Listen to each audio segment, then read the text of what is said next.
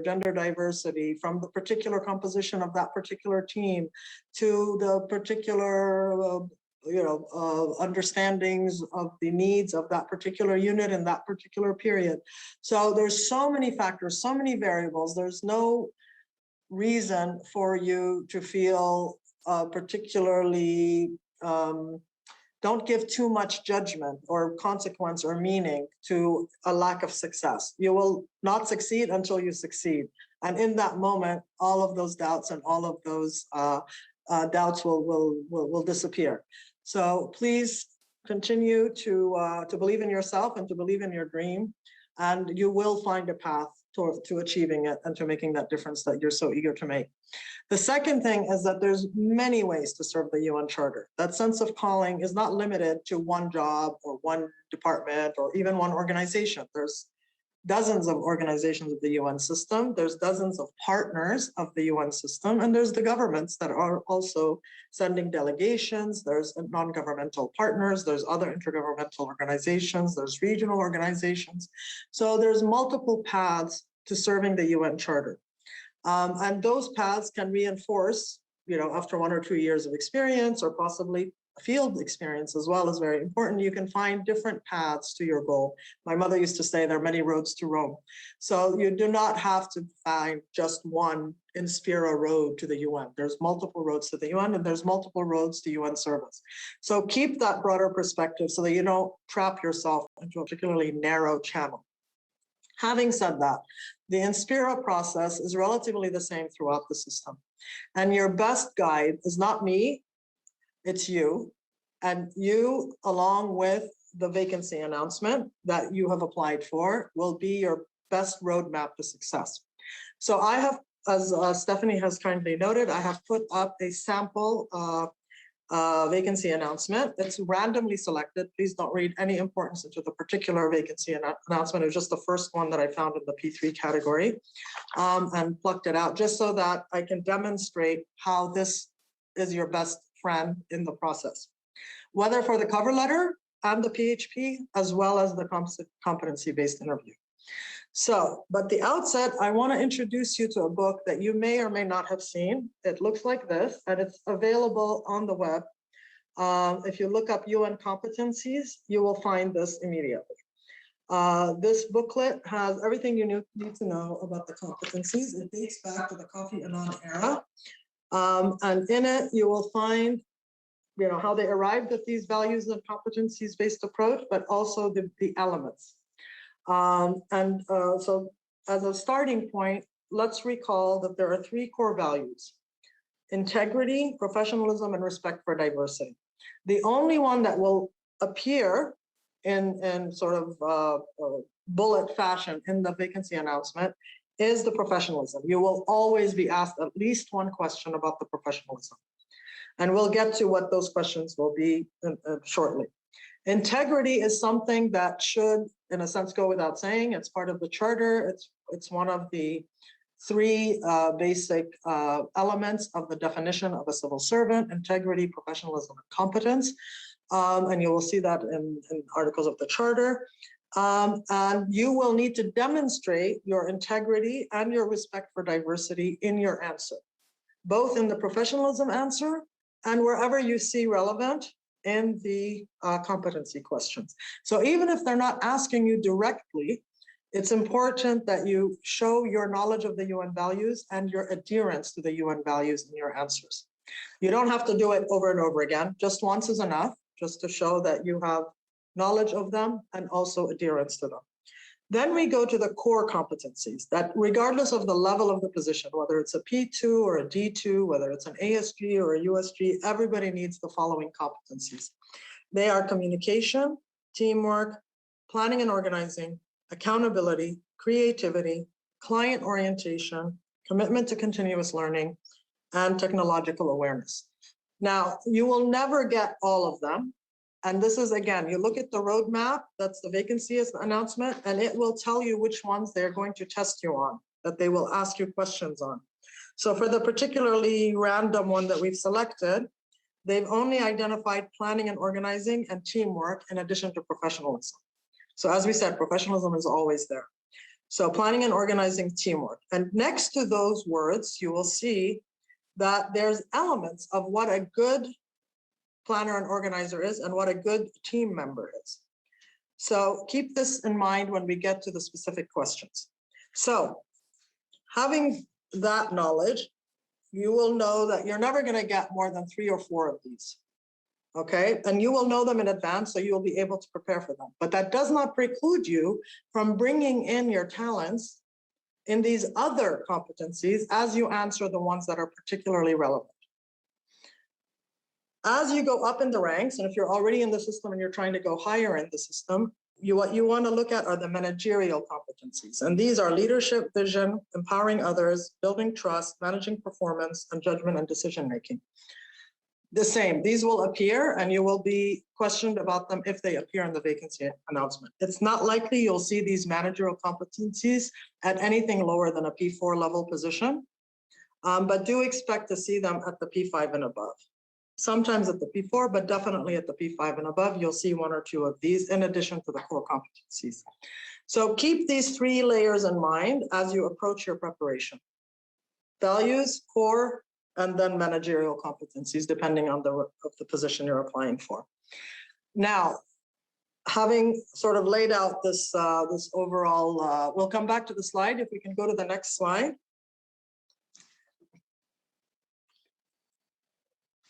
So the first step is to read very carefully the vacancy announcement. You will see 3 elements, which is the responsibilities section on the first page.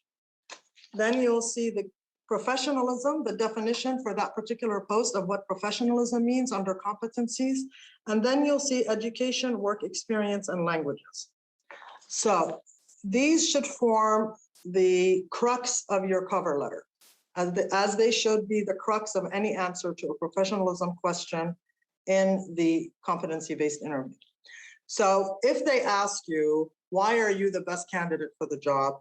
Most people will go in there and say, well, I have this degree, I have that degree, I've worked here, I've worked there, I have, excellent reviews from my supervisors here, I have excellent reviews about my supervisors there.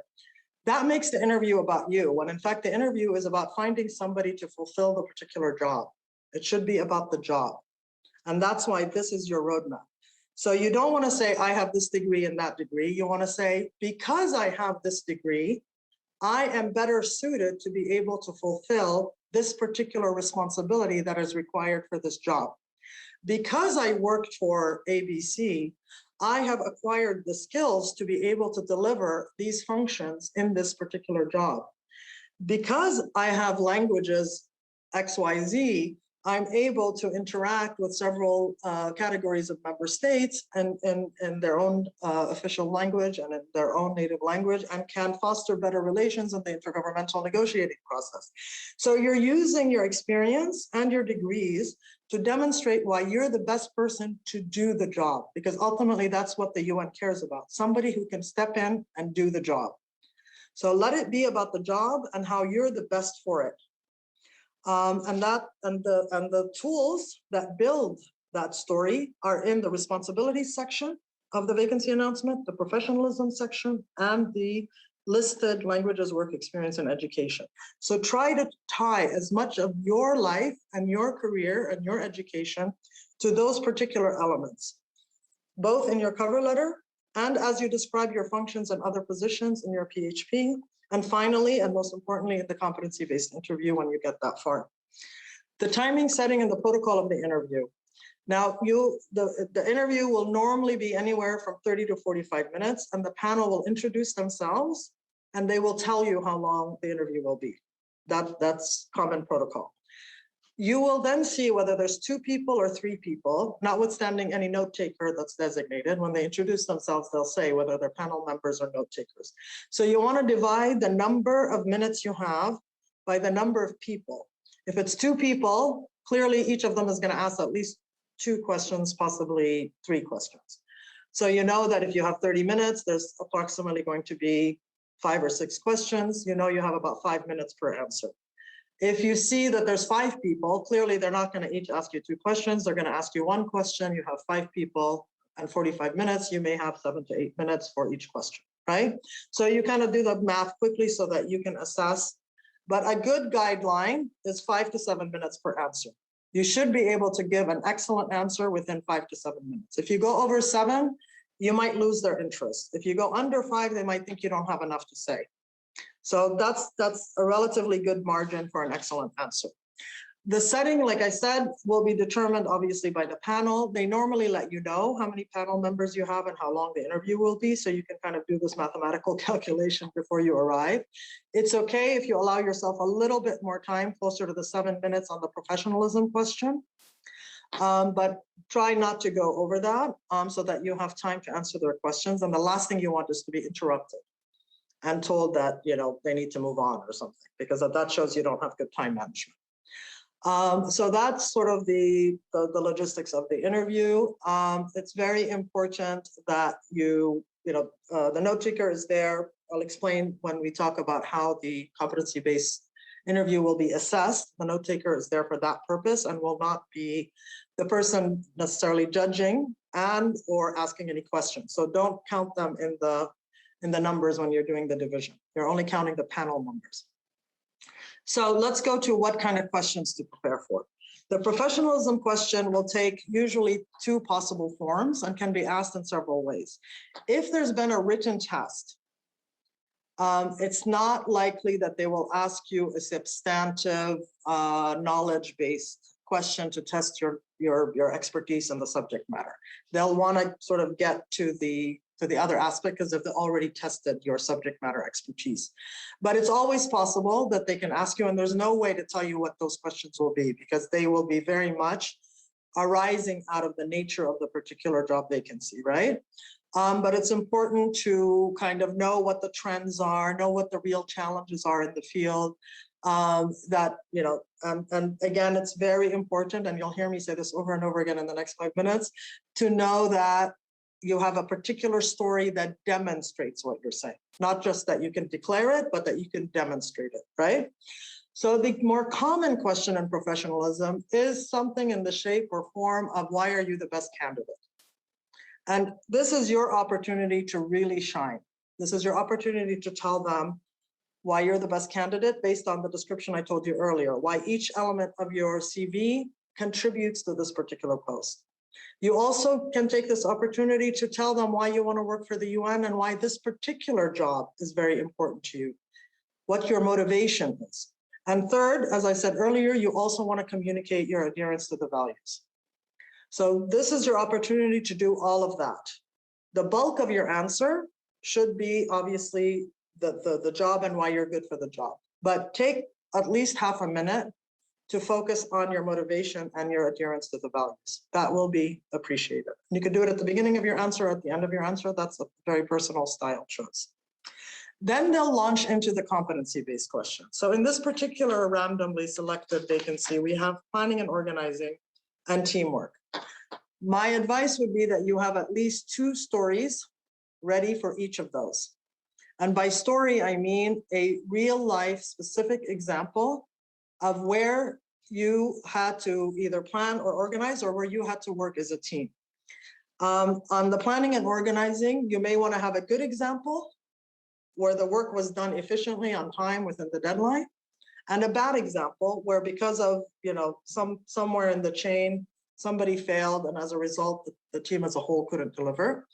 And then you want to have an example of a good team and possibly a bad team, because the question can come at you positively or negatively. Usually it's up to you to decide, but just in case, if you want to be really ready, you should have an example, a good example and a bad example for each of them. Of course, if the competencies are different for that vacancy announcement, you want to have 2 stories for each of those competencies, whichever ones they have. So it's, like I said, this is randomly selected just to demonstrate the value of this instrument as a roadmap to your preparation. So the stories should be clear, they should be honest. You can, of course, focus or exaggerate certain elements of the story, but you should never make anything up. It should always be based in real life experience and what the takeaways of that experience are. So, and in building the story, you want to cover the elements that you see there. So for instance, in planning and organizing, they want to see that you have a clear goal, that you've identified your priorities, that you're able to adjust your time and your resources to meet those goals, and that you're constantly monitoring to ensure that any actions or adjustments are made as necessary. Those are the elements that are in this vacancy announcement. So you want to be able to show how in your example, you or your team did all of this, okay? The second thing, and similarly with the teamwork answer. Now, one big mistake when people answer the team answer is they use I, or me. That already betrays the sense of team. Because if you're talking about teamwork, you want to be using we. You don't want to be using I, or you want to be using me. You can say my role in the team, and you can say, I recognize the value of the contribution of the other members of the team. But other than that, it should really be the team or the we, especially on this question, because that demonstrates, again, that you are cognizant of the value of the team, and that whether you're the leader of the team or the member of the team, it's the team that will ultimately deliver the deliverable, the outcome document. So again, have very, very precise examples. There will be several forms of follow-up questions that will come at you. They don't always ask follow-up, it depends on the time. The most common follow-up question is, what did you learn from this experience and how would you do things better in the future? Please don't take this as an insignia that there was something wrong with your answer or they thought that you handled the situation badly in the story that you told. It's a very common standard question. It's merely to demonstrate to them whether you're humble enough to know that everything can be a learning experience, that everything can be a teachable moment, and that you can always learn something from the experience. It's not that they're in any way, it's probably a predetermined question. I'm not reading anything into what you've said, but it's an opportunity for you to show that you can build on your experience and do better the next time. Even if you've done well in the story you've told, you could still do better, and that you're drawing lessons and building on that. Another common question is if, especially if it's a teamwork question, an often follow-up question is, if there's a disagreement within the team, or if there's a disagreement with the supervisor of the team or the leader of the team, how did you handle it? So it's important, to be ready for those follow-up questions as well, and to have, when you're choosing your stories, to be able to think about what are the lessons learned from the story, and what, if there was any kind of tension within the team, how was it resolved? Was it resolved well, or was it resolved badly?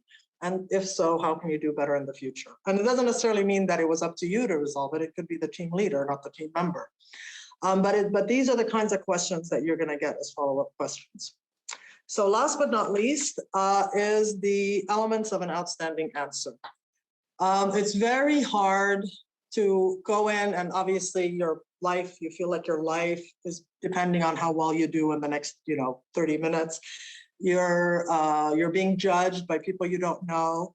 And I should mention that it's even harder to go into an interview and be interviewed by people you do know, because they have their own impressions, their own biases. It could be positive or negative, but either way, it's harder to actually be interviewed by people you do know. So take it from me, it's better for you to be in a room full of people you don't know. So make yourself comfortable, pretend you're having a conversation over coffee with somebody you just met, and you're trying to tell them who you are and trying to explain to them why you're the best person for the job.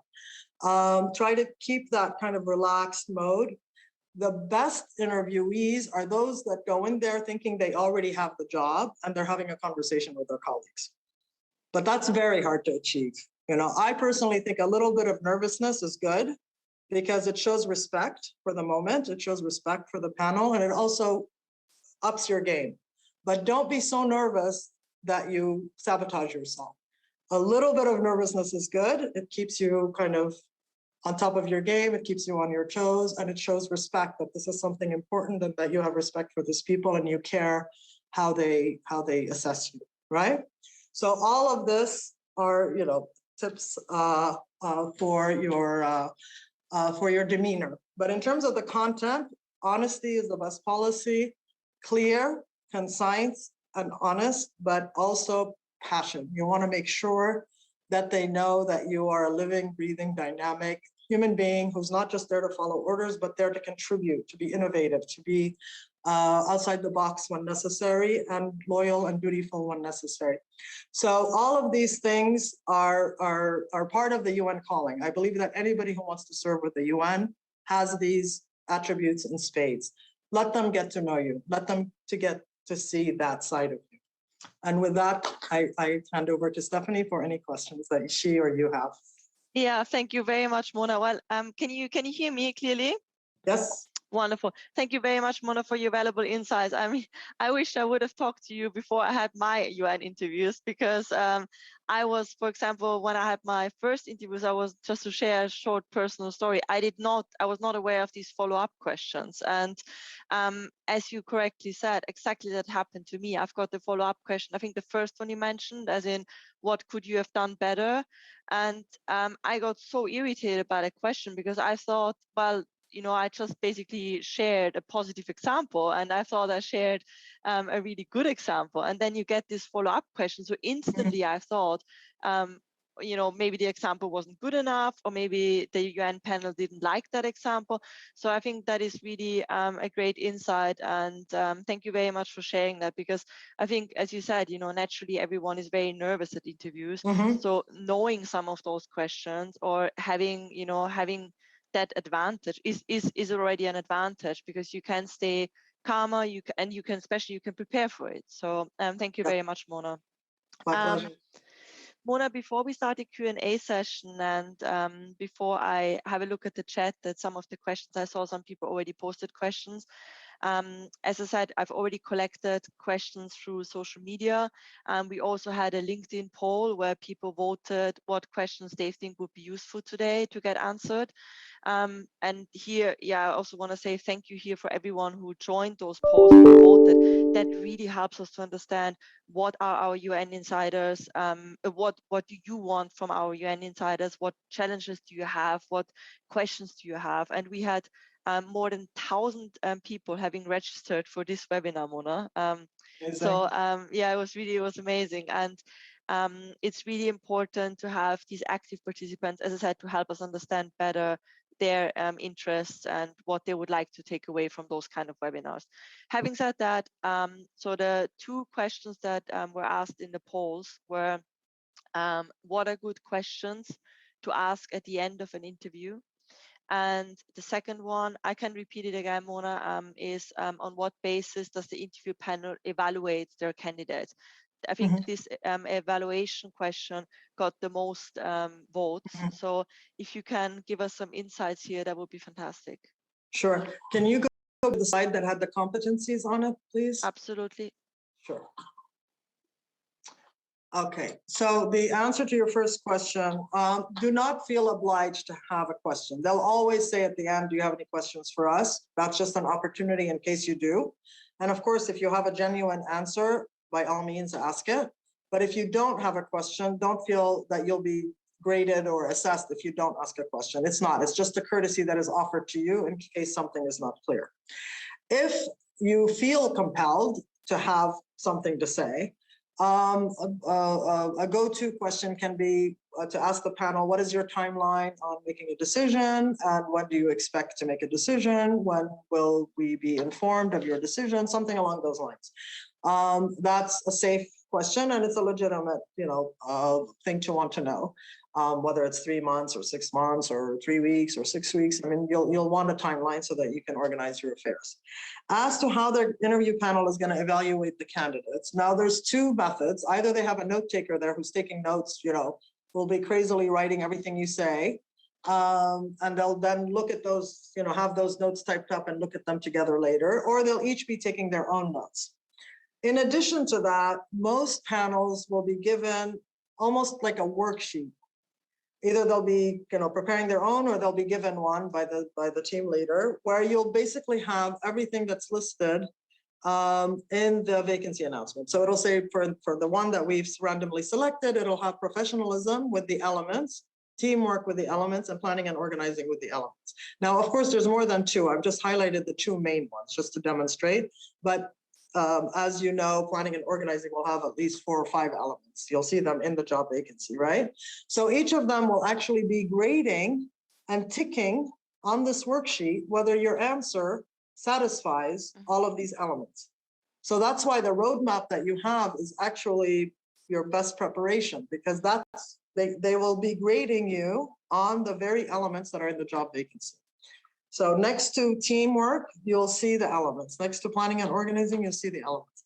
But most importantly, next to professionalism, those elements will change depending on the job. They're not the same. And that's why you never want to give the same cover letter to every job. You'll never want to have the same approach to every interview. You have to tailor the cover letter and tailor the interview to each and every job vacancy. At the end, they will combine, all of their grades, and everybody who meets the competencies. So let's say they're grading on 5 out of 5. If you get 5 out of 5, but there's more than one of you that gets 5 out of 5 or even 4 out of 5, they will recommend the person with the best. And then those who meet the competency but are not the recommended will go on a roster. So that roster is always, so even if you don't get the job, if you're on the roster, the next time you may not have to even have the interview. They already know you're qualified because you've delivered at this interview. If there's a similar job in the future, they can take you from the roster. So it's not always about getting the job. Sometimes it's about getting on the roster. So there's being runner-up is good. And it's not always just one person. Sometimes it's 2 people that get on the roster. Anybody who meets all of the criteria can, in fact, be put on the roster. And that is also a success. Sorry. Thank you, Mona. No, thank you very much. I think that was extremely useful. And that actually brings me to another question that was submitted, which is somehow related to that. It said, should a candidate mention prior to interviews by the same department or organization in the cover letter or in the interview? So basically, if you had interviews already or if you had applied already, should that be mentioned? What is your opinion here? This is a very personal and stylistic thing. I defer to everybody's instincts on that. My advice would be only mention if you're on the roster. Okay. Because there's no advantage in saying you've been interviewed 3 or 4 times if you haven't been selected or rostered. The only advantage is if you've been rostered. And once you're on the roster, that should elevate you as already determined to be qualified by the organization. Great. Thank you, Mona. Sorry, I interrupted you. Do you want to add something? No, that was it. Wonderful. A question we received here. Do they test a really good question? I've never asked that question myself. It's do they test your language proficiency during a competency-based interview, and if so, how? They can. I have been in interviews where they tested my my language skills. Either one of the questions will be asked in, let's say the language is French. Mm-hmm. They will ask you a question in French and ask you to answer it in French. Okay, wow. Or they'll give you or flash on the screen, if it's an online video, they'll flash on the screen a text and ask you to not read it, but to explain it. What is the core message of this text? Or they will play something for you. Mm-hmm. But it's usually like not more than the space of the 5 minutes you have for a particular question. It's not always. So I would say probably in 33%, like 1/3 of the cases, but it's possible. And you should never say that you're fluent if you're not. It's always better to be a little bit humble and say you're proficient or that you have basic knowledge or something, so that if you get nervous and you don't give a perfect answer, they're not judging you as somebody who claimed to be 100%. Yeah. Great, thank you, Mona. Mona, I will just randomly pick a question that someone posted in the chat, if that's okay. Sure. Here it says, is it true that if those who apply to a position on the deadline day have the least chance? So is it better to apply to a position as soon as it's announced? That's definitely true. They have, not all of them, but many of them have what they call rolling application. So the minute they see, especially for these temporary vacancies, the minute they see somebody qualified, because it's not as structured, there aren't as many rules when it's a temporary vacancy, they have more discretion. Mm-hmm. So if it's a TVA, definitely, the sooner you apply, the better. And 9 times out of 10, they already have somebody in mind. So you're competing against kind of a predetermined person in a way. In the more formal sort of long-term Inspira, especially where it says like there's 3 or 4 weeks of an application period, you're probably safe to apply until the last day, because then, those are the positions that like 2,000 people will apply, and HR, human resources, will have to review all the candidates and then make that first short list, which could be as long as 50 people, based just on the application. So those, they're more likely, it's not going to matter whether you apply at the beginning or the end. But where you see a very short or very specialized position, then there is a advantage to being early. Great. Thank you very much, Mona. I was something I had no idea about. So that was, yeah, thank you very much for sharing that. Another question we received is, should a candidate, is the preparation for P2 or P3 positions different from preparation for a P4 and P5? I think you've already somehow mentioned that by using managerial skills and focusing more on those leadership managerial skills in P4, P5 roles.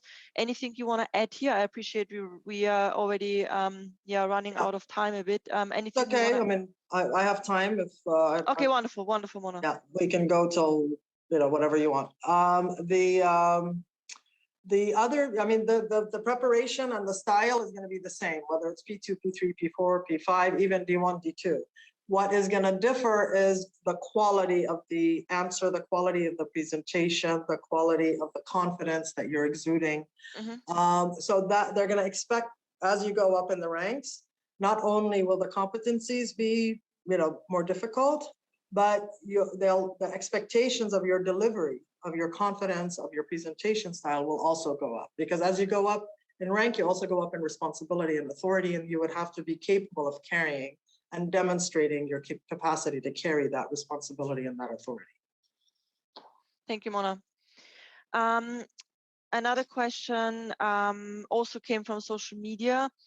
How do they calculate the required years of work experience? So, for example, if you have gaps in your CV, do they matter, and how would you address those gaps? Or what's your advice here?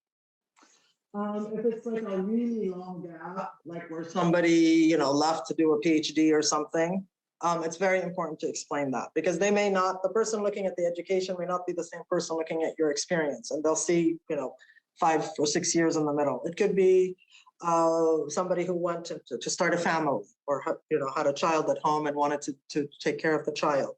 It could be that they changed careers and then switched back to their career. There's multiple explanations. So the clearer you can be in your CV, the better, so that it's not left to chance that somebody will figure it out.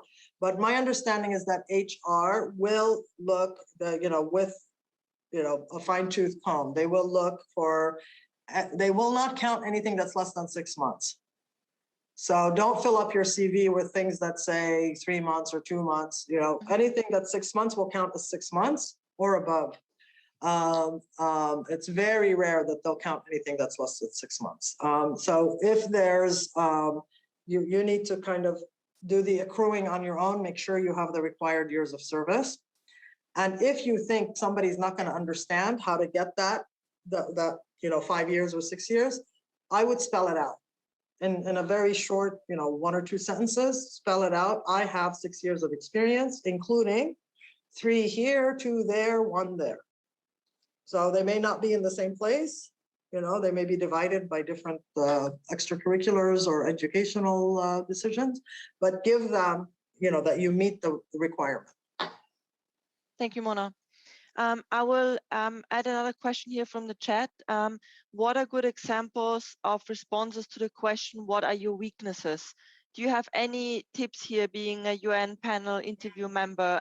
Any question you remember, or any answer you remember that was not the best, or anyone that was particularly good? Mm-hmm.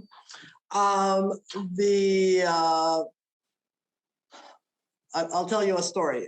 They interviewed Sean Connery once, the famous actor. Some of you may be too young to know who Sean Connery is, but he was one of the most famous 007 characters, and was very, very full of himself, very handsome, especially as an older man. And they had this like 3-page Vanity Fair interview with him.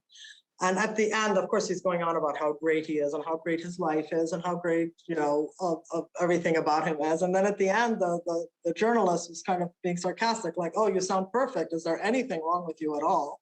And apparently he paused and paused and paused. And after like 5 minutes, he says, I guess I could be more organized. So he turned, what is his greatest flaw to, oh my God, I'm so perfect that, obviously that kind of conceited answer is not going to get you very far. But you can use a question. Those of us who are not Sean Connery or Julia Roberts or whoever, I mean, the answer can be used to emphasize the strengths that, you work too much and you don't know when to stop, and you should be better at managing your work-life balance, for instance. That you don't know how to delegate, you tend to take too much responsibility on yourself, and that you've been trying to train yourself to be to delegate to, if you're in a kind of managerial capacity, that you need to trust your team members and delegate to them and trust them to flex their own intellectual muscles. So there's always a way to find something that you can improve that shows that you're willing to grow and willing to become better. It doesn't necessarily have to be something where you're damning yourself or deprecating yourself. Wonderful. So again, always room for improvement, and show that you're willing to learn and always improve yourself and so on. Mona, we had the question already about the languages. I see in the chat someone posted here another language-related question. I think it's a quick one. The question is your level of English also assessed, and can it help hinder your performance? Well, you'd be surprised. There's a lot of people in the UN whose English is somewhat halting, but they will have to be very, very, very special in some other way. They could be, a particular specialized expert in some kind of technology or some kind of doctor or physical health expert of some kind. So that can be a bit of a trade-off sometimes, the language for the specialization. However, in general, the main language of the duty station, if you don't have that language, so English in New York, French in Geneva, for instance, it's going to hurt you. It's going to hurt you. And the more of the official languages that you have, the more impressive you'll be. But there's people who collect, 7 languages, thinking that that's going to help them. It will help, but it's not going to make or break your application. So, being very solid in 1 or 2 languages, especially the secretariat languages, which are English and French, are very, very important. Sometimes it'll say desirable. And if you have that language, obviously it's an asset, but don't feel unqualified if you don't have it. Thank you, Mona. I hope that answers the question as well. That was one of the questions from the chat. Somebody had, if I may, when sure. I said that they only count 6 months or above, and they asked about consultancies, and I would by extension also add internships. By definition, consultancies and internships are usually shorter. So that could be where they, you wouldn't want to say, I have 10 consultancies of 3 months. You can say, I have 3 years of consultancies. You can block them together in a way. If you only have 1 or 2, then obviously that is something that you can highlight, that I've fulfilled a successful consultancy with OHCHR or with UNDP, whichever. A consultancy is not actual employment, so it's calculated differently. The same way an internship is not actual employment, so it's calculated differently. But when they're talking about actual employment, they will usually apply that 6-month kind of ruler. Thank you, Mona. Mona, I will give you a short break to breathe. We'll have 2 more questions for you. And I will, in the meantime, quickly answer one of the questions. I saw here a question, which is the best method to learn about the vacancies in the UN system? Maybe quickly to, if I may, I will quickly answer that. It's something we often share with our clients and with people who reach out to us. Go ahead. There is, so a lot of times people think the UN is one big employer. As I've already mentioned, the UN has a lot of specialized agencies, different organizations, and a lot of times you would look at UN jobs for the UN vacancies. However, what I want to add here is often those specialized smaller UN organizations and also bigger ones, they're actually not part of these UN jobs vacancy lists. So it would really make sense. What I did, for example, when I looked for UN jobs, I decide, or I've, made like a career strategy plan. Where do I want to go? In which countries would I like to work? And then you look in those countries, what kind of UN organizations are in that country. So let's say you would like to work in Austria. You would look what kind of UN organizations are in Austria, and then specifically go to each of these organizations' website. I think that is really important, because otherwise you might miss an opportunity for a vacancy simply because it's not part of the big UN job vacancies. So my advice really would be, for example, in Austria, there's the UNODC, CTBTO, IAEA, there are lots of UN organizations. And really just go and visit all of their homepages and go to their career opportunity page and apply directly at the website there. So yeah, Mona, then back to you. There are two more questions, and if that's still okay, I still appreciate we run. Oh yeah, wonderful. Two more questions, and then we will finish at 5 p.m. UK time. So the last two questions are, how would you answer the question about motivation for the advertised position? So the motivation question, the main question is, do you have any final tips for that question? Before I answer that, I just posted that booklet, that colorful booklet that I mentioned. I gave you the link to where to find that on the web. And there you'll see all of the elements. In addition to the slide that we have earlier, this is that's something that you should study before any competency-based interview. Of course, the motivation question is probably the most personal one, and everybody, for it to sound genuine and organic, it has to be your answer. But the elements of a motivation question should be your motivation to work for the UN, your motivation for that particular position, and your adherence to the values of the civil service, as we said, integrity, professionalism, and respect for diversity.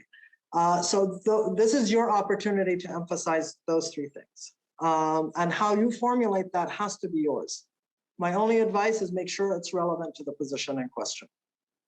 It cannot be some, dreamy statement, very generic, very kind of, flower child. It has to be very specifically tailored to the particular job.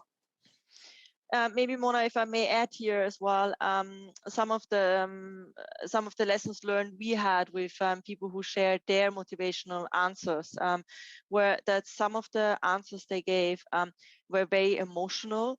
So I think it's important. I think, of course, you want to use this as an opportunity to bring across your motivation, your inspiration to work for the UN, but at the same time, it's really important here to always stay professional. So some of these heartbreaking field stories, try to still keep them professional and not too emotional, the answer. I think at least that is something we have identified, which sometimes backfires.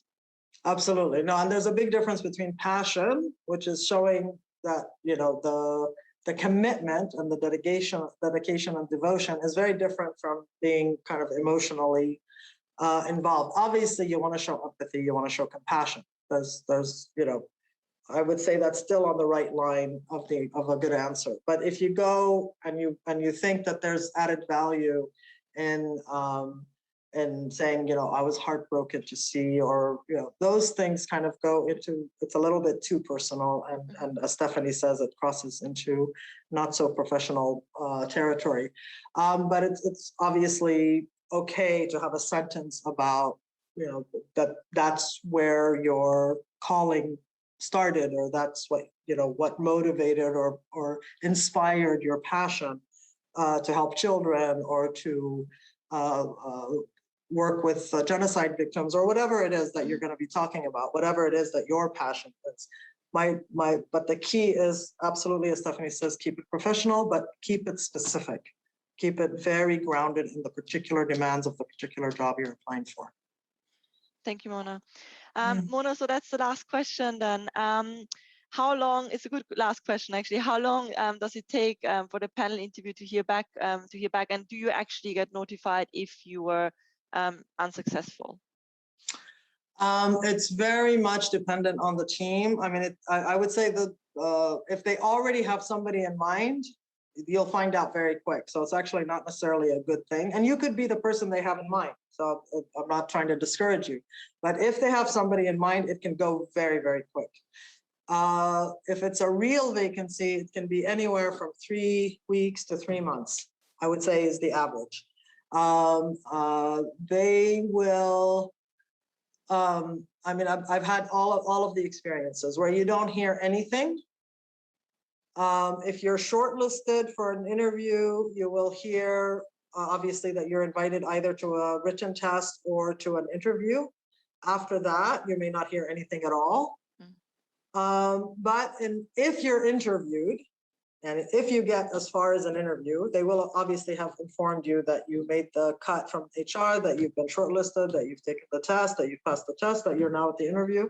After the interview, the chances of you getting, we're sorry you didn't get it, are much, much higher than anybody else. That goes without saying.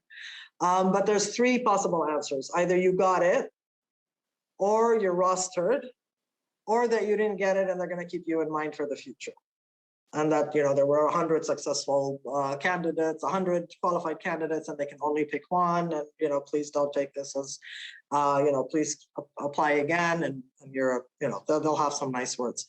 But there is a 4th case where you don't get anything and you're just left in limbo. And then sometimes the surprise is 6 months can go by, and then one day you get an email saying, you've been selected and we need you to start next Monday. And it's absolute insanity, but that is possible and it has happened.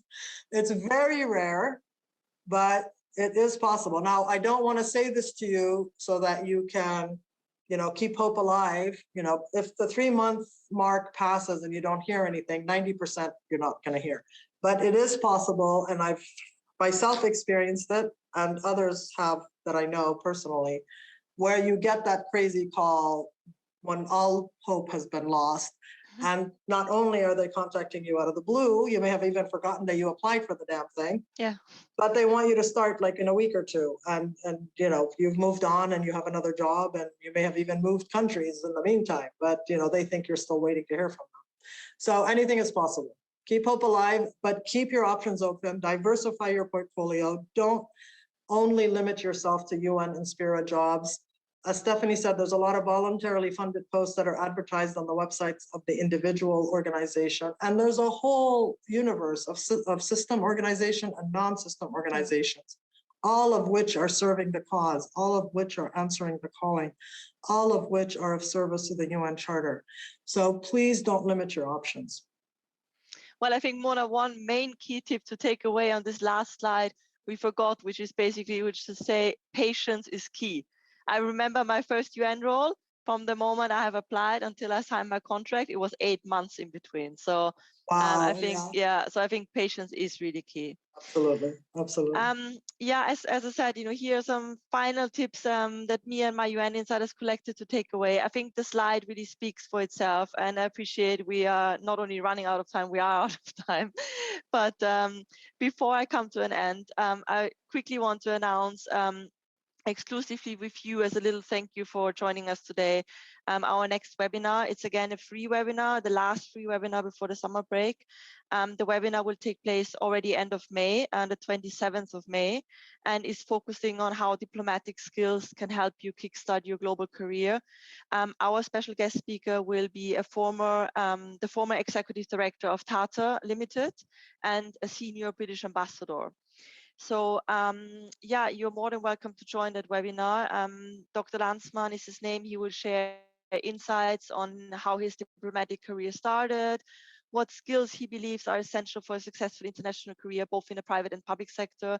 And he will also share common barriers and to entry the international career and how to overcome them. So I'm sure really interesting. And as I said, registration is open. You can now register the same way you register for this webinar on the UCC website on the right upper corner, just click join webinar and register. With that said, and back to our special guest today, Mona, a huge thank you. That was really extremely valuable insights and very, very helpful. And yeah, thank you for your time, and thank you for volunteering to share all this information and insights with our webinar participants and with me. I really enjoyed the webinar, and I hope you enjoyed it too, and you enjoyed the questions, and thank you again. Thank you. It was my pleasure. Absolutely, and my privilege. Best of luck to all of you. Follow your dream, and hopefully happy and healthy, and good summer to all. Thank you very much. Thank you everyone for joining, and bye-bye. Bye, Mona. Thank you. Bye-bye. Wiedersehen.